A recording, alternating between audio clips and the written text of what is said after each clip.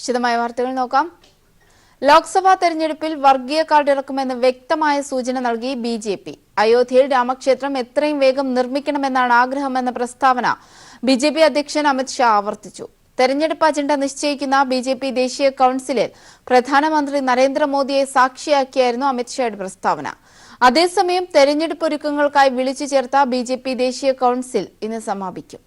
ലോക്സഭാ തെരഞ്ഞെടുപ്പിൽ ഭരണ നേട്ടങ്ങൾ ഉയർത്തി നേട്ടമുണ്ടാക്കാനാകുമെന്ന പ്രതീക്ഷ അസ്തമിച്ചതോടെയാണ് അയോധ്യ വിഷയം വീണ്ടും ചർച്ചയാക്കാൻ ബിജെപി ഒരുങ്ങുന്നത്. അയോധ്യയിൽ എവിടെയാണോ ക്ഷേത്രമുണ്ടായിരുന്നത് അവിടെ തന്നെ രാമക്ഷേത്രം നിർമ്മിക്കണമെന്നാണ് ബിജെപിയുടെ ആഗ്രഹമെന്നായിരുന്നു അധ്യക്ഷൻ അമിത് ഷാ ദേശീയ കൌൺസിൽ ഉദ്ഘാടനം ചെയ്ത് പറഞ്ഞത്. ഭാരതീയ ജനതാ പാർട്ടി ചാഹത്തി ഹൈ कि उसी स्थान पर जल्द से जल्द भव्य राम मंदिर का निर्माण हो, उसमें कोई दुविधा नहीं. സുപ്രീം കോടതിയിൽ നിന്ന് ഉടൻ വിധിയുണ്ടാകണമെന്ന് ബിജെപി ആഗ്രഹിക്കുന്നു. എന്നാൽ ഇതിന് കോൺഗ്രസ് തടസ്സങ്ങൾ സൃഷ്ടിക്കുകയാണ്. ക്ഷേത്രം നിർമ്മിക്കുമെന്ന് മുൻപും പറഞ്ഞിട്ടുണ്ടെങ്കിലും തെരഞ്ഞെടുപ്പ് അജണ്ട നിശ്ചയിക്കുന്ന ദേശീയ കൌൺസിലിലാണ് അമിത്ഷായുടെ പ്രസ്താവന എന്നതാണ് ഏറെ ശ്രദ്ധേയം. പ്രധാനമന്ത്രി നരേന്ദ്രമോദിയെ സാക്ഷിയാക്കിയായിരുന്നു അമിത്ഷായുടെ പ്രസ്താവന. ഉത്തർപ്രദേശിൽ മഹാസഖ്യം വരുന്നതോടെ ധ്രുവീകരണമില്ലാതെ നേട്ടമുണ്ടാക്കാനാകില്ലെന്ന് ബിജെപി മനസ്സിലാക്കി. ഇതിന്റെ കൂടി വെളിച്ചത്തിലാണ് അയോധ്യ വിഷയം വീണ്ടും ബിജെപി ചർച്ചയാക്കുന്നത്. രാമക്ഷേത്രം നിർമ്മിക്കുമെന്ന വാഗ്ദാനം വീണ്ടും ആവർത്തിച്ചതോടെ ലോക്സഭാ തെരഞ്ഞെടുപ്പിലും വർഗീയത തന്നെയാണ് പ്രചരണായുധമെന്ന് വ്യക്തമാക്കുകയാണ് ബിജെപി. ദില്ലിയിലെ രാംലീല മൈതാനിയിൽ നിന്നും ക്യാമറാമാൻ അതുലിനൊപ്പം ശരത് കെ ശശി, ന്യൂസ് ബ്യൂറോ, ദില്ലി. ഉത്തർപ്രദേശിൽ മഹാസഖ്യ പ്രഖ്യാപനം ഇന്നുണ്ടാകും. കോൺഗ്രസിനെ ഒഴിവാക്കിയുള്ള സഖ്യമായിരിക്കും ബിഎസ്പി എസ്പി നേതാക്കൾ ഇന്ന് പ്രഖ്യാപിക്കുക. എസ്പിയും ബിഎസ്പിയും 37 സീറ്റുകൾ വീതവും ആർഎൽഡി 2 സീറ്റിലും മത്സരിച്ചേക്കും. എൽഡിഎയുമായി ഇടഞ്ഞു നിൽക്കുന്ന ഘടകകക്ഷികളെ ഒപ്പം ചേർക്കാനുള്ള പ്രഖ്യാപനവും മായാവതിയും അഖിലേഷ് യാദവും നടത്തിയേക്കും. സഖ്യം വരുന്നതോടെ തനിച്ച് മത്സരിക്കുന്ന സാധ്യതകൾ കോൺഗ്രസ് തേടും. മായാവതിയും അഖിലേഷ് യാദവും ദിവസങ്ങളായി നടത്തിയ ചർച്ചകൾക്കൊടുവിലാണ് മഹാസഖ്യ രൂപീകരണത്തിലും സീറ്റ് വിഭജനത്തിലും അന്തിമ തീരുമാനമായത്. ഇരു നേതാക്കളും രാവിലെ ലക്നൌവിൽ നടത്തുന്ന വാർത്താ സമ്മേളനത്തിലായിരിക്കും ഔദ്യോഗിക പ്രഖ്യാപനമുണ്ടാവുക. എസ്പിയും ബിഎസ്പിയും 37 വീതം സീറ്റുകളിൽ മത്സരിക്കും. അജിത് സിംഗിന്റെ ആർഎൽഡിക്ക് കൈരാന ഉൾപ്പെടെ 2 സീറ്റ് നൽകും. കോൺഗ്രസിനെ സഖ്യത്തിന്റെ ഭാഗമാക്കില്ല. എന്നാൽ സോണിയയുടെ മണ്ഡലമായ റായ്ബറേലി, രാഹുലിന്റെ മണ്ഡലമായ അമേഠി എന്നിവിടങ്ങളിൽ സഖ്യം സ്ഥാനാർത്ഥികളെ നിർത്തില്ല. എൻഡിഎയുമായി ഇടഞ്ഞു നിൽക്കുന്ന ഘടകകക്ഷികൾക്ക് ഇടമുണ്ടാകുമെന്ന് മഹാസഖ്യം പ്രഖ്യാപിക്കും. ഓം പ്രകാശ് രാജ്ഭറിന്റെ സുഹൽദേവ് പാർട്ടിക്ക് 1 സീറ്റ് നൽകുകയും അപ്നാദളിന്റെ സീറ്റിൽ സ്ഥാനാർത്ഥിയെ നിർത്താതിരിക്കാനുമാണ് ആലോചന. പ്രധാനമന്ത്രി നരേന്ദ്രമോദിയുടെ മണ്ഡലമായ വാരണാസിയിൽ മഹാസഖ്യം പൊതുസമ്മതനായ സ്ഥാനാർത്ഥിയെ മത്സരിപ്പിക്കും. 2014 ലോക്സഭാ തെരഞ്ഞെടുപ്പിൽ ബിജെപിക്ക് 71 സീറ്റുകൾ ലഭിച്ച സംസ്ഥാനമാണ് ഉത്തർപ്രദേശ്. 2019 ലോക്സഭാ തെരഞ്ഞെടുപ്പിൽ ഉത്തർപ്രദേശിൽ ബിജെപിക്ക് തിരിച്ചടിയുണ്ടാകുമെന്നാണ് രാഷ്ട്രീയ വൃത്തങ്ങളുടെ കണക്കുകൂട്ടൽ. News bureau, Delhi. അധികാരം ഉപയോഗിച്ച് ഭരണഘടനാ സ്ഥാപനങ്ങളെ സമ്മർദ്ദത്തിലാക്കുകയാണ് കേന്ദ്ര സർക്കാർ ചെയ്യുന്നതെന്ന് കോൺഗ്രസ്. കഴിഞ്ഞ ദിവസം ഔദ്യോഗിക സർവീസിൽ നിന്ന് രാജിവെച്ച അലോക് വർമ്മ കേന്ദ്രത്തിനെതിരെയുള്ള പല തെളിവുകളും പുറത്തുവിടുമോ എന്നാണ് ഇന്ത്യൻ രാഷ്ട്രീയം ഉറ്റുനോക്കുന്നത്. അതേസമയം അലോക് വർമ്മ ഇറക്കിയ ഉത്തരവുകൾ പുതിയ ഡയറക്ടർ നാഗേശ്വർ റാവു റദ്ദാക്കി. 6 ജോയിന്റ് ഡയറക്ടർമാരെയും സ്ഥലം മാറ്റി. പുതിയ സിബിഐ ഡയറക്ടറെ നിയമിക്കാനായുള്ള ഉന്നതതല സമിതി യോഗം ഈ മാസം തന്നെ നടക്കും. അലോക് വർമ്മയ്ക്ക് പകരമായി തുടരുന്ന ഇടക്കാല ഡയറക്ടർ നാഗേശ്വർ റാവു ജനുവരി 31 വരെയേ ഔദ്യോഗിക പദവിയിലുണ്ടാവൂ. ഫെബ്രുവരി 1 മുതൽ പുതിയ സിബിഐ ഡയറക്ടർ ചുമതലയേൽക്കും. സിബിഐ ഡയറക്ടർ സ്ഥാനത്തേക്ക് കേന്ദ്ര ആഭ്യന്തര മന്ത്രാലയം തയ്യാറാക്കിയ 17 പേരുടെ പട്ടികയിൽ നിന്ന് ലോക്നാഥ് ബെഹ്റ പുറത്തായെന്നാണ് സൂചന. ഇപ്പോഴുള്ള പട്ടികയിൽ 9 പേരുടെ പേരുകൾ മാത്രമാണുള്ളത്. ഇതിൽ 3 പേരുടെ പേരുകളാണ് ഉന്നതതല സമിതിയുടെ പരിഗണനയിൽ വരിക. ഗുജറാത്ത് കലാപത്തിൽ പ്രധാനമന്ത്രി നരേന്ദ്രമോദിക്ക് ക്ലീൻ ചിറ്റ് നൽകിയ പ്രത്യേക അന്വേഷണ സംഘാംഗം YC മോദി പട്ടികയിൽ ഇപ്പോഴുമുണ്ട്. YC മോദിക്ക് പുറമെ രാജേഷ് രഞ്ജൻ, ജവീദ് അഹമ്മദ്, വിവേക് ജോഹ്രി, OP ഗൽഹോത്ര, അരുൺകുമാർ, റൈന മിത്ര, രജനീകാന്ത് മിശ്ര, SS ദേശ്വൽ എന്നിവരാണ് പട്ടികയിലുള്ളത്. അധികാരം ഉപയോഗിച്ച് ഭരണഘടനാ സ്ഥാപനങ്ങളെ സമ്മർദ്ദത്തിലാക്കുകയാണ് കേന്ദ്ര സർക്കാർ ചെയ്യുന്നത്. അലോക് കുമാർ വർമ്മയ്ക്ക് പറയാനുള്ളത് കേൾക്കാൻ പോലും തയ്യാറാവാതിരുന്നത് വ്യക്തമായ അജണ്ട ഉള്ളത് കൊണ്ടാണെന്നും കോൺഗ്രസ് ആരോപിച്ചു. Must at least have heard him before dismissing him, removing him. This is not a technical point, it's an extremely important point for another simple reason. There has been no adjudication, no findings, no trial, no witnesses, no proof, no court order at all. Well then, if there is none of that, if you remove somebody 20 days before the end of its tenure. Rafale വിഷയവുമായി ബന്ധപ്പെട്ട പല ഫയലുകളും അലോക് വർമ്മ കണ്ടിട്ടുണ്ട്.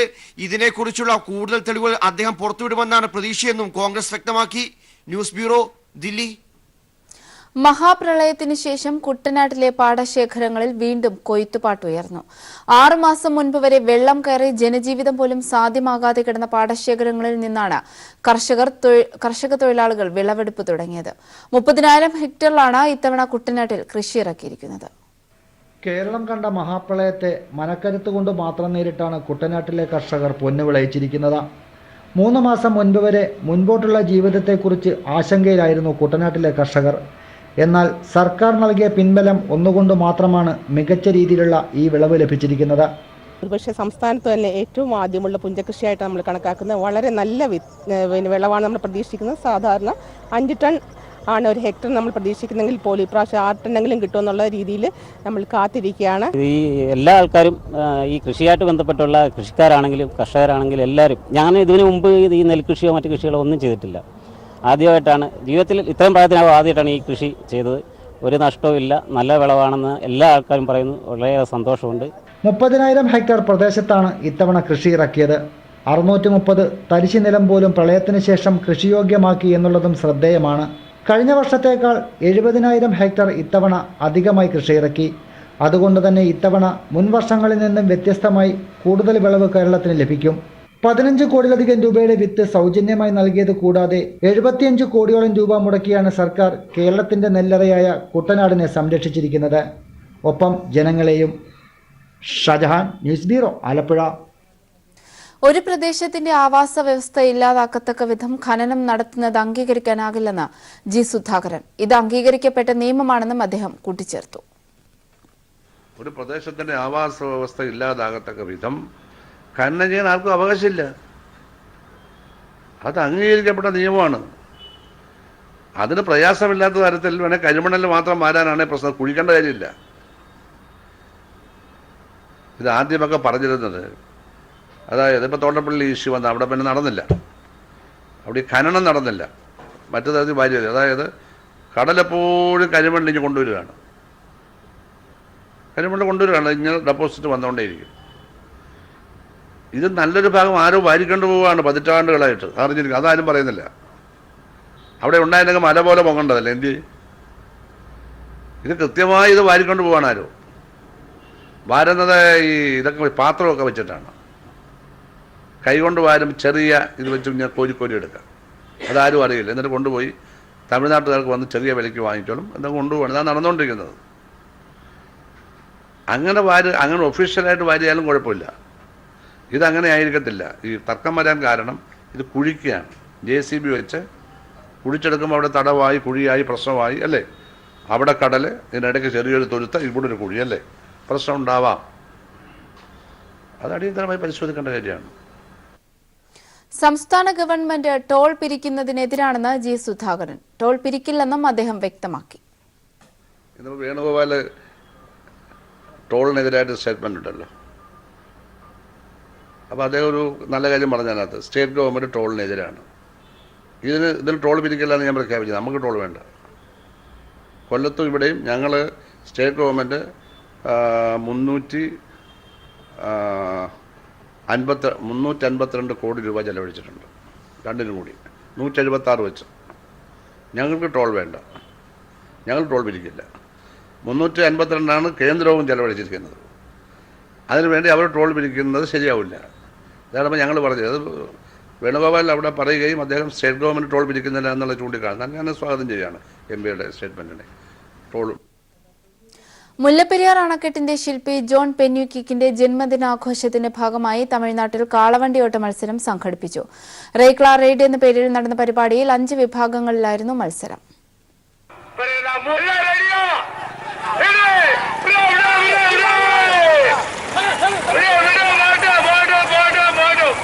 കേരളം ഭീതിയിലാണെങ്കിലും വരണ്ടുണങ്ങി മരുഭൂമിക്ക് സമാനമായിരുന്ന തെക്കൻ തമിഴ്നാട്ടിലെ 5 ജില്ലകളെ വിളനിലമാക്കിയത് മുല്ലപ്പെരിയാർ അണക്കെട്ടിലെ വെള്ളമാണ്.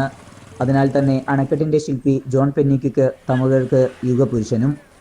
അദ്ദേഹത്തിന്റെ ജന്മദിനം തമിഴർക്ക് വലിയ ആഘോഷമാണ്. ജനുവരി 14-നാണ് ബ്രിട്ടീഷ് എഞ്ചിനീയറായിരുന്ന പെന്യൂക്കിക്കിന്റെ ജന്മദിനം. ഇതോടനുബന്ധിച്ചുള്ള ആഘോഷങ്ങൾക്ക് തേനി ജില്ലയിൽ തുടക്കമായി.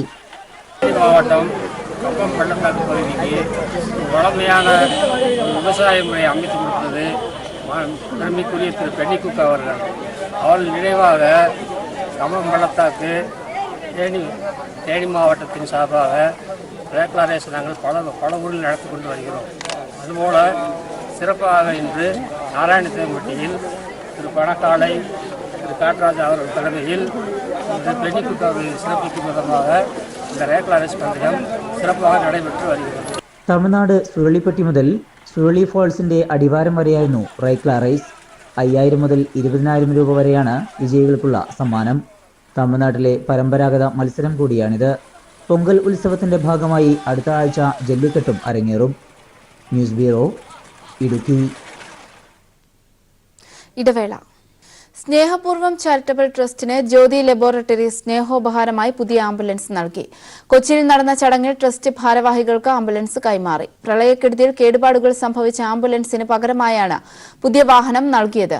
താജ് ഹോട്ടലിൽ നടന്ന ചടങ്ങിൽ Jyothy laboratories joint MD Ullas Kammath ambulance flag off ചെയ്തു. ട്രസ്റ്റ് സെക്രട്ടറി ഗഫൂർ തളിക്കുളം താക്കോലും രേഖകളും ഏറ്റുവാങ്ങി. സ്നേഹപൂർവ്വം ചാരിറ്റബിൾ ട്രസ്റ്റിന്റെ നേതൃത്വത്തിൽ ഗാന്ധി സ്മാരക കെയർ ആൻഡ് ഷെയറാണ് പാവപ്പെട്ടവർക്ക് ആംബുലൻസ് സഹായം നൽകുന്നത്. സംസ്ഥാനത്ത് തുടർച്ചയായി ഉണ്ടാകുന്ന ഹർത്താലുകളെ പരിഹസിച്ച് മുഖ്യമന്ത്രി പിണറായി വിജയൻ. ഒരാളെ കാട്ടാന കുത്തിക്കൊന്നാലും ഹർത്താലുണ്ടോ എന്ന് ജനങ്ങൾ ചോദിക്കുന്ന അവസ്ഥയായെന്ന് മുഖ്യമന്ത്രി പറഞ്ഞു. തുടർച്ചയായി ഉണ്ടാകുന്ന ഹർത്താലുകൾ ടൂറിസത്തെ ബാധിച്ചുവെന്ന് തലസ്ഥാനത്ത് ആരംഭിച്ച പുഷ്പോത്സവം ഉദ്ഘാടനം ചെയ്ത് മുഖ്യമന്ത്രി വ്യക്തമാക്കി. തലസ്ഥാന നഗരിക്ക് പൂക്കാലം സമ്മാനിച്ചാണ് കനകക്കുന്നിൽ വസന്തോത്സവത്തിന് തിരിതെളിഞ്ഞത്. ടൂറിസം വകുപ്പിന്റെ നേതൃത്വത്തിൽ സംഘടിപ്പിക്കുന്ന പരിപാടി ഈ മാസം 20 വരെ നീണ്ടുനിൽക്കും. തുടർച്ചയായി ഉണ്ടാവുന്ന ഹർത്താലുകൾ ടൂറിസത്തെ ബാധിച്ചുവെന്ന് മുഖ്യമന്ത്രി പിണറായി വിജയൻ ഉദ്ഘാടന പ്രസംഗത്തിൽ പറഞ്ഞു. പ്രതിഷേധങ്ങൾ സ്വാഭാവികമായി ഉണ്ടാകും. ആ പ്രതിഷേധങ്ങളിലെ അവസാന ഒരു ഘട്ടമാണ് ഹർത്താലിൻ്റേത്. പക്ഷെ ഇവിടെ പലതരത്തിലുള്ള ഹർത്താലുകളാണ് നമുക്ക് കാണാൻ കഴിയുന്നത്. അപ്പോൾ ഒരു കുട്ടി ഇതിനിടക്ക് ചോദിക്കേണ്ടായി, ഒരു കാട്ടാന വഴിയിൽ ഒരാളെ കുത്തിക്കൊന്നു എന്ന് പറഞ്ഞപ്പോൾ നാളെ ഹർത്താലായിരിക്കും അല്ലേ എന്ന് ചോദിക്കുന്ന അവസ്ഥയുണ്ടായി. വസന്തോത്സവത്തിൽ 10,000-കണക്കിനിനം പൂക്കളും ചെടികളുമാണ് ഒരുക്കിയിരിക്കുന്നത്.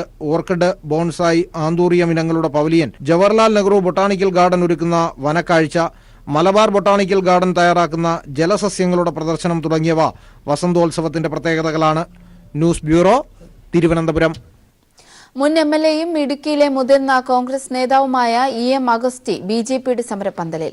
ശബരിമല വിഷയത്തിൽ BJP സെക്രട്ടേറിയറ്റിന് മുന്നിൽ നടത്തുന്ന നിരാഹാര സമരത്തിനാണ് ഐക്യദാർഢ്യവുമായി കോൺഗ്രസ് നേതാവ് EM അഗസ്റ്റി എത്തിയത്. ഇടുക്കിയിലെ കോൺഗ്രസിന്റെ മുതിർന്ന നേതാവും AICC അംഗവും മുൻ MLAയുമായി EM അഗസ്റ്റിയാണ് സെക്രട്ടേറിയറ്റിന് മുന്നിലെ BJP സമരപ്പന്തലിലെത്തി നിരാഹാരം അനുഷ്ഠിക്കുന്ന മഹിളാ മോർച്ച നേതാവ് പ്രൊഫസർ രമയെ അഭിവാദ്യമർപ്പിച്ചത്. മക്കളോടൊപ്പം എത്തിയായിരുന്നു AICC അംഗം EM അഗസ്റ്റി പ്രൊഫസർ രമയെ സന്ദർശിച്ചത്. KPCC യോഗത്തിൽ പങ്കെടുക്കാൻ തിരുവനന്തപുരത്തെത്തിയ EM അഗസ്റ്റി ആദ്യം BJPയുടെ സമരപ്പന്തലിലാണ് എത്തിയത്. 10 മിനിറ്റ് അവിടെ ചെലവഴിച്ച ശേഷം AK ആന്റണി ഉദ്ഘാടനം ചെയ്ത KPCC യോഗത്തിൽ പങ്കെടുക്കാൻ ഇന്ദിരാഭവനിലെത്തി. BJPയെ താഴെ ഇറക്കണമെന്ന് പ്രവർത്തക സമിതി അംഗം AK ആന്റണി ആഹ്വാനം ചെയ്തതും ഇതേ KPCC യോഗത്തിലാണെന്നത് വൈരുദ്ധ്യമായി മാറി. ലോക്സഭാ തെരഞ്ഞെടുപ്പിന് താഴെ തട്ടിൽ പാർട്ടിയെ തയ്യാറെടുപ്പിക്കുന്നതിനാണ് KPCC യോഗം ചേർന്നത്. എന്നാൽ തന്റെ മകൾ താമസിക്കുന്ന ഫ്ളാറ്റിന് തൊട്ടടുത്ത് താമസിക്കുന്ന രമയെ സന്ദർശിച്ചത് സൗഹൃദത്തിന്റെ ഭാഗമായിട്ടാണെന്നാണ് EM അഗസ്റ്റിയുടെ വിശദീകരണം.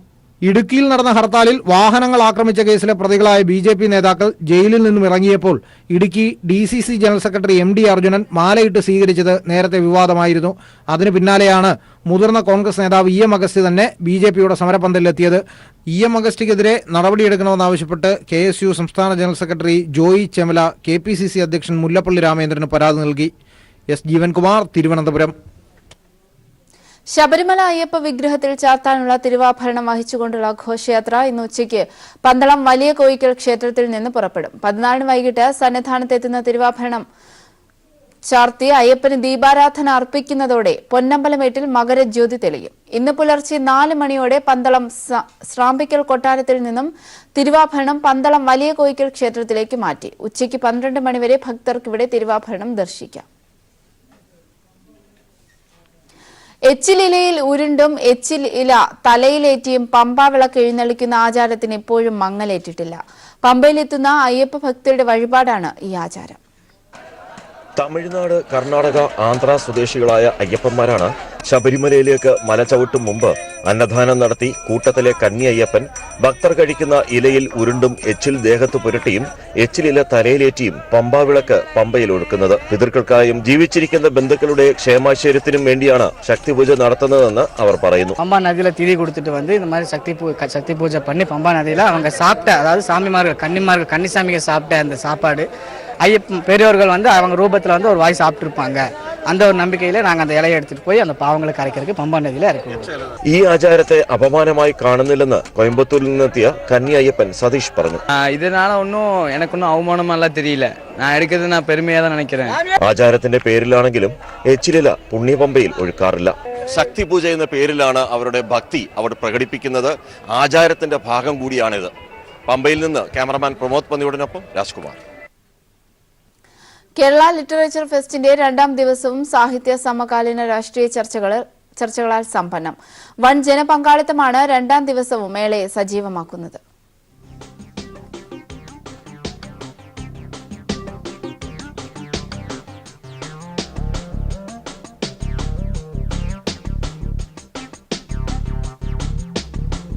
രാമചന്ദ്ര ഗുഹയുമായുള്ള സംവാദത്തോടെയാണ് ലിറ്ററേച്ചർ ഫെസ്റ്റിന്റെ 2ാം ദിവസം ആരംഭിച്ചത്.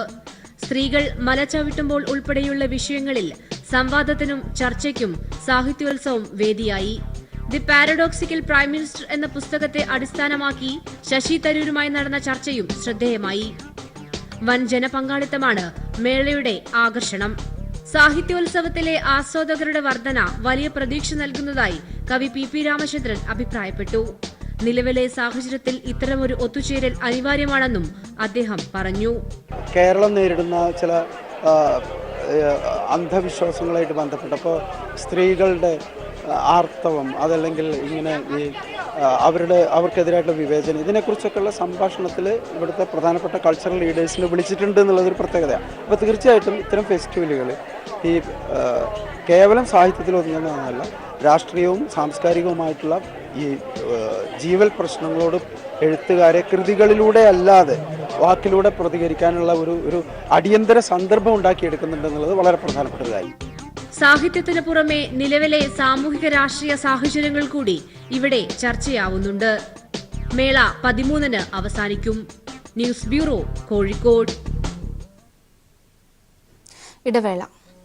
ഭിന്നശേഷിക്കാർക്ക് മാതൃകയായ കാസർഗോഡ് കൊടക്കാട്ടെ MV സതിയെ ഈ വിഭാഗക്കാരുടെ അംബാസഡറായി ജില്ലാ കളക്ടർ തെരഞ്ഞെടുത്തു. ലോക്സഭാ തെരഞ്ഞെടുപ്പിൽ പരമാവധി ഭിന്നശേഷിക്കാരെ ബൂത്തുകളിൽ എത്തിക്കുന്നതിനുള്ള പ്രചാരണത്തിന്റെ ഭാഗമായാണ് സതിക്ക് ഈ അംഗീകാരം ജില്ലാ ഭരണകൂടം നൽകിയത്. 18 വയസ്സ് പിന്നിട്ട ശേഷം എല്ലാ തെരഞ്ഞെടുപ്പുകളിലും വോട്ട് ചെയ്തിട്ടുള്ള കർമ്മനിരതയായ സതിയുടെ ജീവിതം ചക്രക്കസേരയിലാണ്. കാസർഗോഡ് കൊടക്കാട് പൊള്ളപ്പൊയിൽ സ്വദേശിനിയായ MV സതിയുടെ ജീവിതം വീൽ ചെയറിലാണ്. സ്പൈനൽ മസ്കുലാർ അട്രോഫി എന്ന രോഗം ബാധിച്ചതിനെ തുടർന്ന് ശരീരം തളർന്ന സതി പക്ഷേ ഭിന്നശേഷിയെ മറികടന്നുകൊണ്ടുള്ള പ്രവർത്തനങ്ങളിൽ സജീവമാണ്. സമ്മതിദാനാവകാശം ലഭിച്ചപ്പോൾ മുതൽ എല്ലാ തെരഞ്ഞെടുപ്പുകളിലും സതി വോട്ട് ചെയ്തിട്ടുണ്ട്. ഭിന്നശേഷിക്കാരെ പൂർണ്ണമായും ലോക്സഭാ തെരഞ്ഞെടുപ്പിൽ വോട്ടെടുപ്പിൽ പങ്കെടുപ്പിക്കുന്നതിനുള്ള പ്രചാരണ പരിപാടികൾക്ക് നേതൃത്വം നൽകുകയാണ് കാസർഗോഡ് ജില്ലാ ഭരണകൂടം. ഭിന്നശേഷിക്കാർക്ക് മാതൃകയായ സതിയെ അവരുടെ അംബാസിഡറായി തെരഞ്ഞെടുത്തതും ഇതിന്റെ ഭാഗമായാണ്. ജില്ലാ collector doctor D Sajith Babu വീട്ടിലെത്തി സതിക്ക് UDID കാർഡ് നൽകി. ഇതിന്റെ QR കോഡ് മൊബൈൽ ഫോണിൽ സ്കാൻ ചെയ്താൽ സതിയെക്കുറിച്ചുള്ള എല്ലാ വിവരങ്ങളും ലഭ്യമാകുമെന്ന് ജില്ലാ collector doctor D Sajith Babu പറഞ്ഞു. പല സർട്ടിഫിക്കറ്റ് കൊണ്ട് നടക്കേണ്ട ആവശ്യമില്ല. നമ്മളൊരു UDID കാർഡ് തരും. ആ കാർഡില് ഒരു QR കോഡ് ഉണ്ടാവും. ആ QR കോഡിനകത്ത് നിങ്ങളുടെ മൊബൈൽ പിടിച്ചു കഴിഞ്ഞാൽ നിങ്ങൾക്ക് എന്താണ് നിങ്ങളുടെ പ്രശ്നങ്ങളെന്ന് ഒരാളുടെയും ചോദിക്കാതെ തന്നെ എല്ലാ ആൾക്കാർക്കും മനസ്സിലാവും. ഈ ഒരു കാർഡ് മാത്രം നിങ്ങൾ കയ്യിൽ കരുതിയാൽ മതി. ആ സംവിധാനം ഞങ്ങൾ ഒരുക്കാൻ വേണ്ടി ഇന്ത്യയിൽ ആദ്യമായുള്ള പരിപാടി ഞങ്ങൾ തുടങ്ങിയിട്ടുണ്ട്. നല്ല വായനക്കാരി കൂടിയാണ് സതി. ഇതിനകം 2800ഓളം പുസ്തകങ്ങളാണ് വായിച്ചു തീർത്തത്. ഓരോ പുസ്തകത്തെക്കുറിച്ചും സതി ആസ്വാദനക്കുറിപ്പും തയ്യാറാക്കിയിട്ടുണ്ട്. ഗുളിക രചിച്ച ചിത്രങ്ങൾ എന്ന കഥാസമാഹാരവും പ്രകാശിതമായി. 2008 മുതൽ 13 വരെ കേരള സർക്കാർ 3ാം ക്ലാസ്സുകാരുടെ പാഠാവലിയിൽ സതിയെക്കുറിച്ച് പാഠഭാഗം തന്നെ ഉൾപ്പെടുത്തിയിരുന്നു. News bureau, Kasaragod. അട്ടപ്പാടിയിൽ ആദിവാസികൾക്കായുള്ള സമഗ്ര വികസന പദ്ധതികളുടെ ഉദ്ഘാടനം മന്ത്രി AC മൊയ്തീൻ നിർവഹിച്ചു. അഗളി പഞ്ചായത്ത് നിർമ്മിച്ച കമ്മ്യൂണിറ്റി ഹാൾ, ബഡ് സ്കൂൾ, പച്ചക്കറി വിപണന കേന്ദ്രം തുടങ്ങിയവയാണ് മന്ത്രി ഉദ്ഘാടനം ചെയ്തത്. ആദിവാസികളെ സ്വയം പര്യാപ്തരാക്കുക എന്ന ലക്ഷ്യത്തോടെയാണ് സർക്കാർ വിവിധ പദ്ധതികൾ നടപ്പിലാക്കുന്നത്. ആദിവാസി യുവജനങ്ങൾക്ക് തൊഴിൽ പരീക്ഷകൾക്ക് തയ്യാറെടുക്കുന്നതിനായി കുടുംബശ്രീയുടെ നേതൃത്വത്തിലുള്ള PSC പരിശീലന കേന്ദ്രം, അട്ടപ്പാടിയുടെ രുചി മറ്റുള്ളവരിലേക്കും എത്തിക്കുക എന്ന ലക്ഷ്യത്തോടെയുള്ള കാറ്ററിംഗ് പരിശീലന കേന്ദ്രം, യൂത്ത് ക്ലബ്ബുകളുടെ അടിസ്ഥാന സൗകര്യ വികസന പദ്ധതി എന്നിവയുടെ ഉദ്ഘാടനം മന്ത്രി നിർവഹിച്ചു. പദ്ധതികളിലൂടെ ഊരുകളിലെ അടിസ്ഥാന സൗകര്യ വികസനത്തിനോടൊപ്പം ആദിവാസികളുടെ ജീവിതം മെച്ചപ്പെടുത്തുകയാണ് ലക്ഷ്യം. യൂത്ത് ക്ലബ്ബുകൾക്കുള്ള സഹായ വിതരണം MP രാജേഷ് MP നിർവഹിച്ചു. News bureau, Palakkad. കേരളത്തിലെ വിദ്യാർത്ഥികളുടെ അക്കാദമിക് നിലവാരം അന്താരാഷ്ട്ര തലത്തിലേക്ക് ഉയർത്തുകയാണ് സർക്കാരിന്റെ ലക്ഷ്യമെന്ന് വിദ്യാഭ്യാസ മന്ത്രി C രവീന്ദ്രനാഥ്. ഇതിനായി ശാസ്ത്രീയ പാഠ്യപദ്ധതികളിൽ സ്കൂളുകളിൽ നടപ്പിലാക്കുമെന്നും രവീന്ദ്രനാഥ് പറഞ്ഞു. പാലക്കാട് പട്ടഞ്ചേരി ഹൈസ്കൂൾ ശതാബ്ദി ആഘോഷത്തിന്റെ ഉദ്ഘാടനം നിർവഹിച്ച് സംസാരിക്കുകയായിരുന്നു അദ്ദേഹം. മന്ത്രി K Krishnankutty, PK Biju MP, ജില്ലാ പഞ്ചായത്ത് പ്രസിഡന്റ് ശാന്തകുമാരി തുടങ്ങിയവർ പങ്കെടുത്തു. കേരളത്തിൽ രൂപീകരിക്കാൻ പോവുകയാണ്. കേരളത്തിന്റെ പൊതുവിദ്യാലയങ്ങളിൽ ഹൈടെക് മാത്രമല്ല, പുതിയ കെട്ടിടം മാത്രമല്ല, ട്രെയിൻഡ് അധ്യാപകർ മാത്രമല്ല, ലോകത്തെ ഏറ്റവും ശാസ്ത്രീയമായ പാഠ്യപദ്ധതി കൂടി ഉണ്ടാവാൻ പോവുകയാണ്. കോയമ്പത്തൂരിലെ കല്യാൺ ജ്വല്ലേഴ്സിന്റെ കാർ തടഞ്ഞ് 1 ലക്ഷത്തിന്റെ ആഭരണങ്ങൾ തട്ടിയെടുത്തതിന് നേതൃത്വം വഹിച്ചത് മലയാളികളടങ്ങുന്ന സംഘമെന്ന സൂചന. 2 ദിവസത്തിലകം പ്രതികളെ പിടികൂടാൻ കഴിയുമെന്ന പ്രതീക്ഷയിലാണ് പോലീസ്. ചെന്നൈ കേന്ദ്രീകരിച്ചാണ് ഇപ്പോൾ അന്വേഷണം നടക്കുന്നത്. മുഖ്യപ്രതികൾ ഉടൻ തന്നെ വലയിലാകുമെന്ന് പോലീസ് പറഞ്ഞു. 6 സംഘങ്ങളായി തിരിഞ്ഞ് കേസന്വേഷണം നടത്തുന്ന കോയമ്പത്തൂർ SP-യുടെ നേതൃത്വത്തിലുള്ള സംഘത്തിൽ ചെന്നൈ കേന്ദ്രീകരിച്ച് നടന്ന അന്വേഷണമാണ് കവർച്ചാ സംഘത്തെക്കുറിച്ച് നിർണായക വിവരങ്ങൾ ലഭിക്കാനിടയാക്കിയത്. സംഘം സഞ്ചരിച്ച കാറിന്റെ ഉടമയെ കേന്ദ്രീകരിച്ച് നടന്ന അന്വേഷണമാണ് കവർച്ചാ സംഘത്തിലേക്ക് വിരൽ ചൂണ്ടിയതെന്നാണ് സൂചന. പലതവണ കൈമറിഞ്ഞ് ഒടുവിൽ മലയാളിയായ ഒരാളാണ് കവർ വാങ്ങിയതെന്ന് പോലീസ് അന്വേഷണത്തിലൂടെ കണ്ടെത്തിയിരുന്നു. സംഘത്തെക്കുറിച്ചുള്ള അന്വേഷണം വാഹനത്തിൽ കണ്ടെത്തിയ വിരലടയാളം കേന്ദ്രീകരിച്ചും നടക്കുന്നുണ്ട്. ആഭരണങ്ങൾ കൊണ്ടുപോവുകയായിരുന്ന കാറടക്കമാണ് തട്ടിയെടുത്തത്. പിന്നീട് ഈ കാർ ഉപേക്ഷിച്ച നിലയിൽ മധുരയ്ക്കടുത്ത് നേരത്തെ കണ്ടെത്തിയിരുന്നു. ഇതിലെ വിരലടയാളങ്ങളും പരിശോധിക്കുന്നുണ്ട്. Tamil Nadu police finger print bureau സ്ഥിരം കുറ്റവാളികളുടേതുമായി കാറിൽ കണ്ട വിരലടയാളങ്ങൾ ഒത്തുനോക്കി. വിരലടയാളം തിരിച്ചറിയാൻ കേരള പോലീസിന്റെ സഹായവും തേടിയിട്ടുണ്ട്.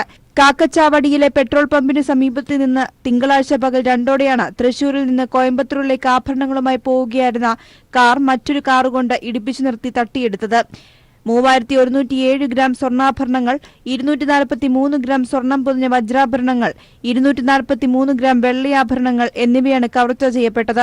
ജുവലറിയുടെ വാഹനത്തിലുണ്ടായിരുന്ന 2 ഡ്രൈവർമാരെ വലിച്ചിറക്കിയ ശേഷമാണ് 10 സംഘം ആഭരണങ്ങളുള്ള വണ്ടിയുമായി കടന്നത്. തൃശൂർ കോയമ്പത്തൂർ ദേശീയപാതയിൽ 10 ദിവസത്തോളം കവർച്ചക്കാർ ഉപയോഗിച്ച വണ്ടികൾ സ്ഥിരമായി ടോൾ കേന്ദ്രങ്ങളിലൂടെ കടന്നുപോയിട്ടുണ്ടെന്ന് വിവരം ലഭിച്ചതായി പോലീസ് പറഞ്ഞു. News desk.